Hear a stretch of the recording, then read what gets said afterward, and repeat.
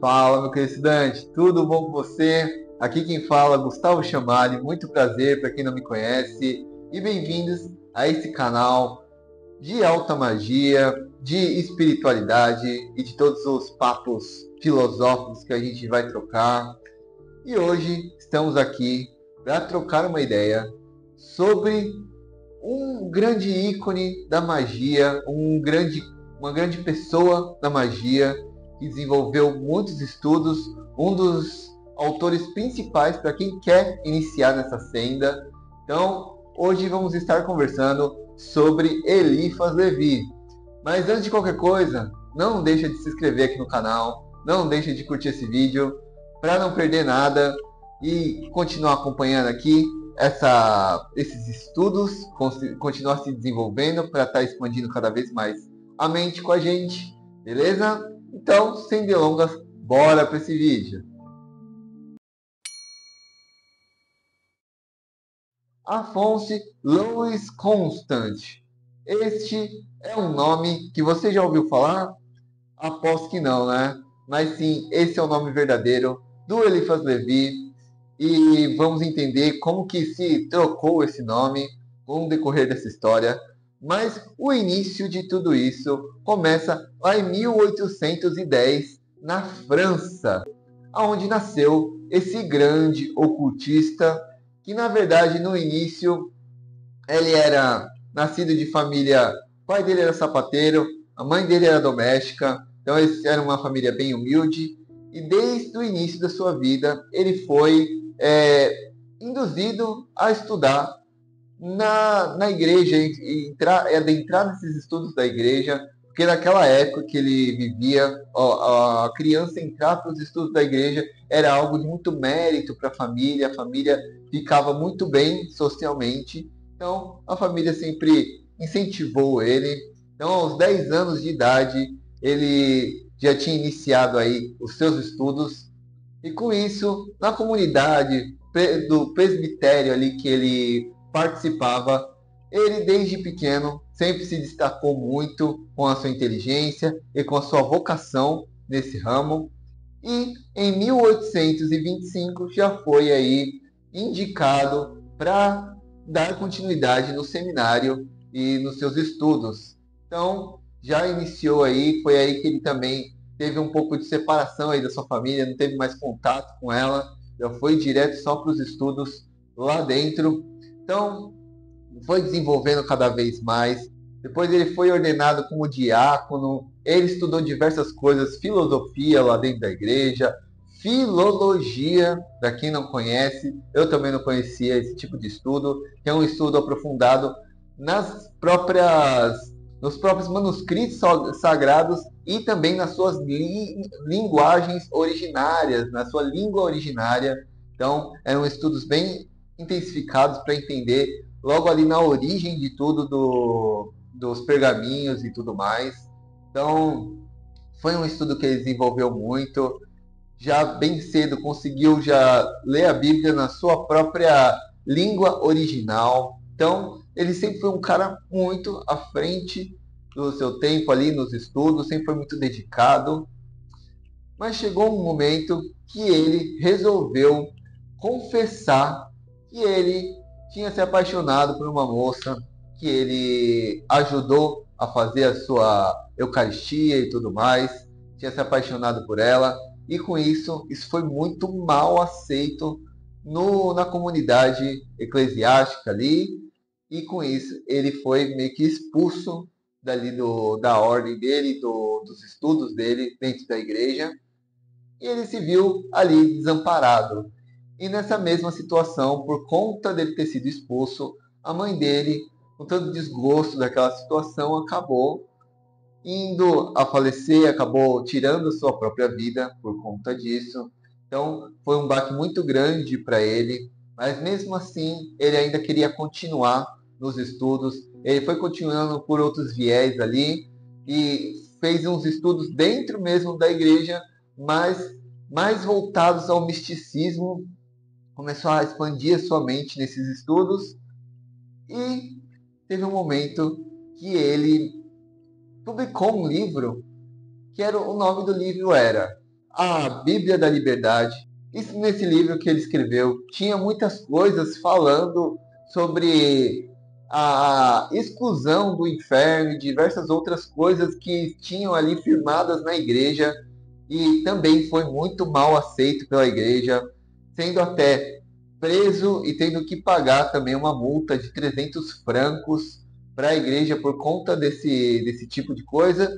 E foi também acusado de diversas coisas, como atentado à santidade da religião e também à ordem da sociedade e tudo mais. Então, foi um baque muito grande ali, e isso só fez com que ele se aprofundasse cada vez mais nos estudos místicos, nos estudos ocultos. Daí para frente, foi só mais a fundo nesses estudos, e com isso ele foi ali desenvolvendo, escrevendo seus livros, mas nesse meio termo ele também teve uma família, mas parece que a mulher dele era bem desleixada com a filha, e a filha já tinha uns problemas de saúde, então a filha vivia doente, e dizem que ele sempre fez esse lance de passe magnético, algo desse tipo, para poder deixar a filha dele sempre bem. E sempre quando ele via que ela estava mal, ele ia ali, segurava ela, fazia as orações, os intentos dele, para poder carregar de novo as energias da criança, ter essa vitalidade novamente. Mas isso só durou até os 7 anos de idade da criança, que aí ela veio, infelizmente, a falecer, mas também fez com que ele se desprendesse daquela família, se separasse daquela mulher e tocasse sua vida e se aprofundasse cada vez mais nos seus estudos. E nesses estudos, teve diversos livros que ele publicou sobre o assunto, como o famoso Dogma e Ritual da Alta Magia, a História da Magia, o Grande Arcano e também a Chave dos Grandes Mistérios, que foram os quaternários aí, os maiores livros que ele publicou.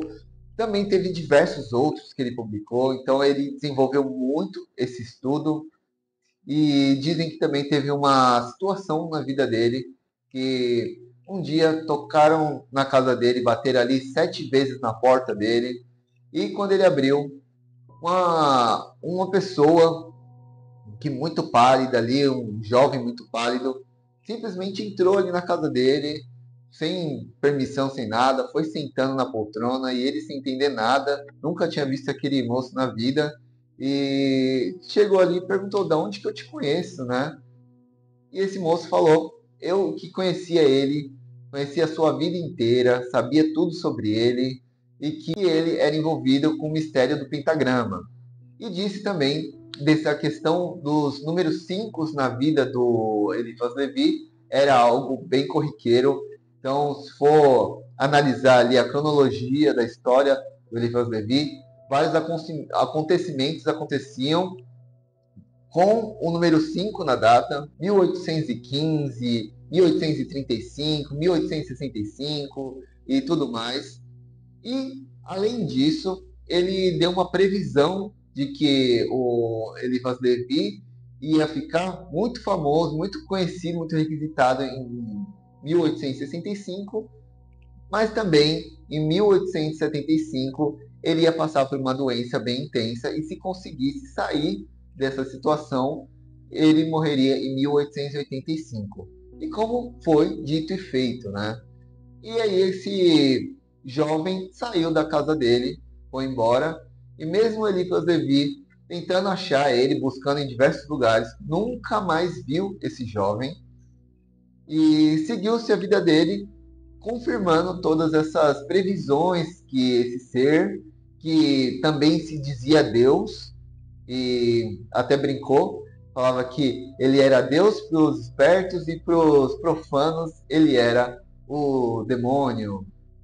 Então, teve essa cena na vida dele. Ele desenvolveu diversos estudos, mas sendo conhecido como um mago que não praticava. Ele era conhecido como um mago filosófico, como um mago estudioso, e não como um mago que praticava suas magias. Porque ele só tem uma magia que foi realmente publicada, que foi realmente escrita por ele, que foi a magia do Sanctum Regnum, que essa daí sim foi publicada, e que nessa magia ele tentou evocar, ele tentou aí puxar as energias de simplesmente Jesus Cristo, São João Batista e também de Apolônio de Tiano. Então, com esses três grandes mestres aí que ele tentou evocar, que ele tentou sentir essa energia, se conectar com essa energia. Mas, para quem é de fato um estudioso, sabe que para uma pessoa chegar num nível de tentar algo desse tipo, é porque a pessoa estudou muito, né? Buscou muito para poder conseguir chegar ali naquele nível. Não é simplesmente uma pessoa que só estudava e que não praticava nada que fazia. Então, aí está um mistério, né? Que naquela época, principalmente, as ordens elas eram mais secretas mesmo. E por ele ter sido iniciado na Ordem Rosa Cruz e também na maçonaria e tudo mais, ele tinha esse voto de silêncio naquela época, que você não podia falar as coisas simplesmente de uma vez. Até que certos livros dele são bem decodificados, alguns têm algumas coisas trocadas justamente para a pessoa que realmente é buscadora conseguir entender, realmente que é buscadora conseguir captar as coisas, conseguir encaixar cada peça do quebra-cabeça no lugar certo, e não para simplesmente pessoas que estão aí buscando só por buscar esses estudos. E ele também teve esse nome trocado, né, do nome oficial dele para Eliphas Levi, justamente que era realmente um pseudônimo de seu nome, que ele é o seu nome convertido para o hebraico. Então aí fica Eliphas Levi. Então ele meio que não mudou de nome, só mudou aí de tradução para outra língua o seu nome. Você sabia dessa história de Eliphas Levi? Você sabia dessas curiosidades? Se você sabia, se você sabe de outras curiosidades também, deixa aqui nos comentários. Não deixa de curtir esse vídeo e assistir outros vídeos aqui do canal, que tem muita coisa interessante. Tem vídeo sobre o Baphomet, que foi um símbolo que o próprio Eliphas Levi criou. Tem também falando de outros assuntos de alta magia. Tem falando do Crowley, que foi outra figura muito grande na magia. Então, não deixa de maratonar aqui o canal, não deixe de se inscrever e até o próximo vídeo, pessoal. Tchau, tchau.